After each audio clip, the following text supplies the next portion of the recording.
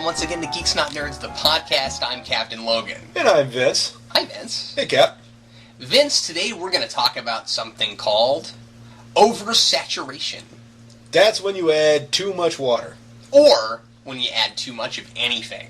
That's right, because then it becomes all anything to down. Vince, let me pose this question to you. In this society that we live in which are like Hollywood and other entertainment circles will take anything that seems to be kind of popular and throw it at the masses, make as much of it as they can, and make as much money at once as possible. Mm-hmm. What would it take for you to get tired of superheroes? Oh, that is a good question. I'm thinking that it would take the complete and utter destruction of every franchise that I hold dear. Ah. So as long as there's still kind of one hanging on there. Yep. Well, even I would say that even if they managed to screw up every comic book that I love, mm-hmm. if they were making original content and putting that on screen that was still good and involved superheroes, I wouldn't be tired of superheroes. In fact, I'm tired of them screwing up superheroes anyway. Yeah, sure. Yeah, me too. And I don't think you're just talking about in movies. Yeah. I'm even talking about in comics, but still. Yeah. Well, I mean, we're seeing comics being run. Depending on which companies we're talking about, I think we're even seeing companies now being run a little bit too certainly too corporate and a little too Hollywood. You know what I mean? Where if something kind of catches on, then they got to make as much of that as possible. And Deadpool's huge right now. Deadpool's in 5 books monthly. Why? Because people like him, and so they make a whole bunch of it, and that makes people like me not like him as much. Mm-hmm.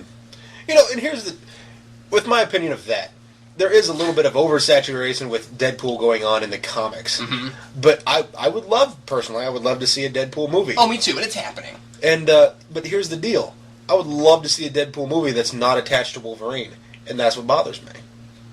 Yeah, I don't think that's going to be a problem. I think you could have a spin-off of something where it didn't work quite right in that, but you have an entirely different team running it. I don't think that's going to hurt it at all. When people started getting upset that the Venom movie was going to be a spin-off of Spider-Man 3, and it's not now. It's supposed to happen. Sony's doing it apparently, but originally it was supposed to be like a spin-off of 3, and people were like, "Oh, that's awful because 3 was so bad." My thing was, well, don't judge it till you see it because you can spin things off and it look like an entirely different universe, and it be run better. And also, I do get a little bit irritated with people getting so upset about Deadpool and Wolverine just because it's kind of obvious to me that they meant to do that.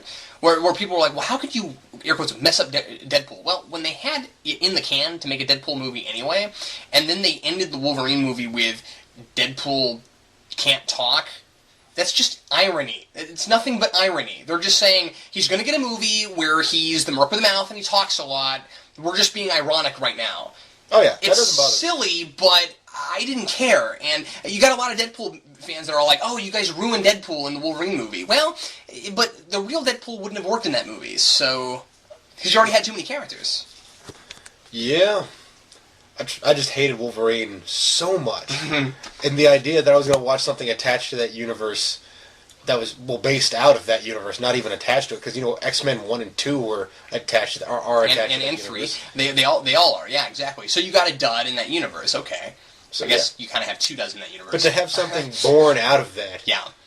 Milk duds. Anyway, to have something born out of that. But you're going to have other things born out of that, too, if you think about it, because all of the X-Men franchise, we're kind of off topic at the moment, but all of the X-Men franchise that's going to happen in the foreseeable future will be prequels to the X-Men movies, and that means it's all going to sort of sprout out from X-Men Origins Wolverine. And there's even going to be a sequel to Wolverine, and you can't say it's necessarily going to be bad. Well, I'm going to tie this in real quick and say that if the question here is, am I tired of the oversaturation of comic book movies, or will I get tired of the oversaturation of comic book movies? Yes, that is the question.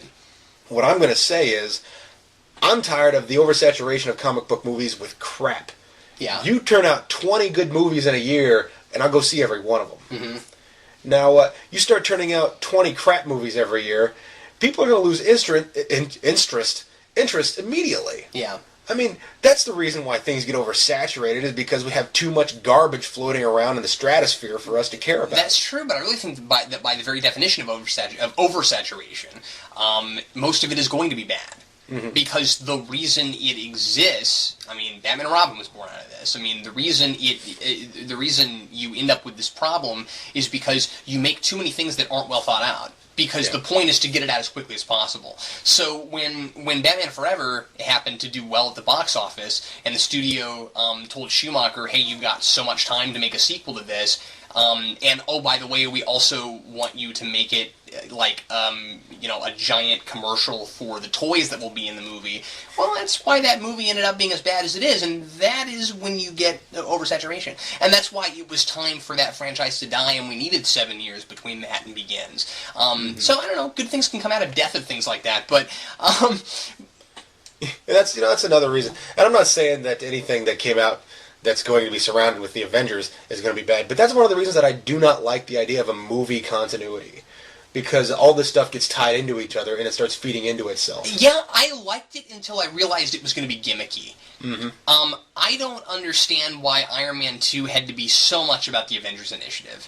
I was like, I don't care yet. I'll care later, but let my Iron Man movie be about Tony Stark, and it was. But then there was all this question of, well, now that Tony Stark did this stuff, is Fury going to actually let him be in the Avengers and stuff like that? Well, that's all kind of soap opera-y, because you know he's gonna be, so who cares? Mm-hmm. It's not important. And your average moviegoer, I would venture to say, isn't even understanding the continuity thing, so why bother with it much? It's too much catering to the fanboys. I mean, I know Smallville's ridiculously popular, but there's so much in there that's like, hey guys, remember this from the comics? Wink wink, nudge nudge. It was clever for a while, and it immediately stopped being so when they did too much of it, and when it was nothing like subtle. So are you getting tired of it? Not, well, I don't know. See, I have a really hard time answering that question, because I can see myself getting tired of it if things stay gimmicky, and that's my thing. If you're gonna make superhero movies, take a property that hasn't really been done yet, do what DC's doing. Do Green Lantern, or finally do Wonder Woman, do Flash, do stuff that we've been wanting to see for years. But this is my big pet peeve. If you're gonna do something original, by God, it better be good, and it better not look generic. Mm-hmm. And that's why I'm gonna go there, and I'm gonna go here. I'm sick already of animated superhero movies on screen. I mean, on the big screen. Like DreamWorks has this like Mastermind thing coming out. I'm like, who cares? It's generic. You guys are obviously only making that because superheroes are popular. There's no way it's going to be any good. Well, maybe. I don't want to say that. But DreamWorks generally, I don't like them, so I'm assuming it won't be good. But I heard good things about, How to Train Your Dragon. But anyway, because you know me with trailers, I shouldn't say it's going to be bad. But it looks uber generic to me, and that's all I'm saying. For shame, Cap. How dare you? And things like that. I liked The Incredibles quite a bit, but I was afraid when that came out that...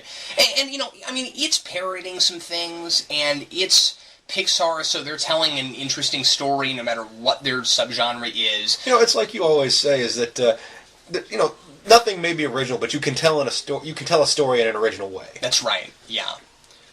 So, yeah, superheroes as a genre are certainly not dead. I think part of the thing I'm worried about is that I think some people are already starting to think that it kind of is, just because so much of it is coming out. And I think we just need to kind of wait around till Avengers happens and Batman 3 happens, and we start seeing some superhero movies that we really... That the general masses kind of care about. Because the problem with this year is you've got people like us who are like, we like it when really big superhero movies come out, and this hasn't been a good year for them, you know what I mean? And then it kind of looks like, then it looks to some people like the genre is dying, which it's not, it's just those other movies are being made. I don't know. Here's something I want to say, I don't know whether it's relevant, whatever, but yeah, sure. I mean, you look at Jonah Hex. Now, I haven't seen Jonah Hex. I'll admit, I don't know whether it's good or bad, but... it sure didn't look good, but no, even I missed that movie. But you look at Jonah Hex, and you can tell from the trailers, you can tell from the reviews, that people are saying, this movie's not good. And now my point with this is, why wouldn't you make something in the way of a traditional or even a revisionist Western? Why do you have to make something that is so catering to that action audience? Why can't you make a movie that is good? I mean, look at your source material, decide what's good about the source material, and then make the movie about it. Mm-hmm. I mean, you don't want to focus the movie on something that's superfluous, whatever. Yeah. It drives me nuts. You know, you bring up a really good point. I think we're looking at two negative sides to this. There are two big things that have the possibility, I think, of killing, or at least making a lot of people less interested in superhero as a genre on screen. And one of those is staying with formulaic superhero films. Mm-hmm. And Jonah Hex, from what I heard, had that problem. Was that, well, it's a superhero movie, so they've got to stay in the formula. And I think we're so far away from superhero formula now, air quotes, in some of our more sophisticated ones, that Dark Knight, Iron Man to a point, things like that, that we... I mean, I think even Constantine broke the mold a little bit. That we have to break out of that formula to keep, the superhero alive as a genre. But I think the other thing is going too far the other direction, where every single superhero film has to be Dark Knight. No, they don't. Mm-hmm. I don't need every superhero movie to make some big, giant, grandiose point at the end. No one knows how to do that in a sophisticated way that a lot of people don't. I don't need every movie to be preaching at me about something, and I don't need every movie to be deep. You know what I mean? I want movies to make me think, but I also want escapist fiction, and superhero movies are great for that. You know, traditional themes are fine. Sure. If it's a theme that I've heard before. I mean, like, disillusionment is an incredible thing. Anytime you watch a movie or read a book about a kid, it's going to be, to some extent, about disillusionment. That's not a problem. Mm-hmm. And I know I'm talking about kids in literature at the moment, but bear with me. If you write something that involves that same theme, nobody's going to care as long as you're telling a story that is worth telling. If you're telling the story that you just read again and again and again, then we start to care. Or then we stop caring, rather. Mm-hmm. So, sure. You know what I mean, dang it. I do indeed. Scratch that, reverse it. What's important is that, when you're telling a story, is that the main parts of narrative stay intact. It isn't that there's a giant rule book that you have to follow. It's just that certain things, by common sense, need to exist to make a narrative good. Mm-hmm. You know, and I mean, you and I went to school for this. We talk about this a lot. But guess what? You need characters, because you can't have a story with some grass and some buildings, and that's it, unless they talk. Okay? So you do know, everyone knows, that you need characters in movies. Some people think that's all they need, is just, okay, we have characters, we'll just write things about them. No, it goes a little bit deeper than that, right? Do they have to be proactive? Huh? Yes, they do, Vince. Oh my God! You need a protagonist, or more than one protagonist. And or a protagonist, as they're called. Or a protagonist. I know I'm sounding pretentious, I'm joking. Everyone knows this, but my point is that it is more important for story to for that narrative structure to stay right, where you have a protagonist, you have an antagonist, or you have an internal antagonist, that sort of thing, and then the person is proactive, meaning that they do things. You have to have occasion for story, you know what I mean, where you have a status quo and then it gets broken. And most importantly, that person has to have an opportunity for change. They need a character arc. All those things need to be there, regardless of what the theme is, regardless of what point it's trying to make, regardless of anything else. And as long as those things are there, you can have a fun, lighthearted movie that is not necessarily trying to make a giant point about something.